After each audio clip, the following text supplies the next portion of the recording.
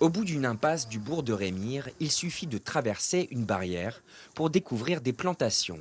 Bananeraies et plants de maïs poussent ici, en toute illégalité, le tout sur plusieurs hectares. C'est l'exemple type de ce qui se passe sur la montagne. C'est-à-dire qu'il y a 2 jours de ça, nous avons constaté un four à charbon. Nous arrivons aujourd'hui, ça y est, le charbon a disparu puisqu'il a été ramené sur la ville.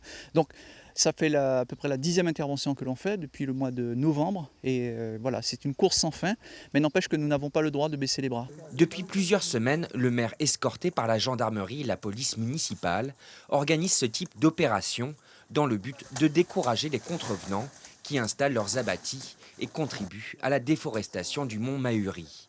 Il faudrait revenir plus tard, voire même demain matin, très tôt, pour pouvoir prendre en flagrant délit ces personnes, pour pouvoir poursuivre la procédure judiciaire. Mais n'empêche que l'important aujourd'hui, c'est de marquer économiquement le marché parallèle. Parce que si on ne mène pas ces guerres aussi au niveau de l'économie même de ce système, on ne va pas y arriver.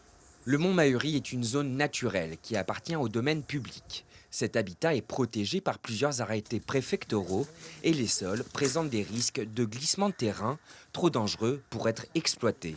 On alerte la presse et on souhaite aussi attirer l'attention des habitants de Guyane et pas seulement de Rémire-Montjoly de cette problématique. Et pour dire que seuls, nous n'allons pas pouvoir y arriver.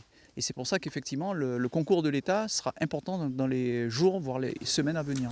Pour endiguer la déforestation de la zone, les équipes du maire et les forces de l'ordre comptent mener plusieurs opérations de ce type dans les prochains jours à venir.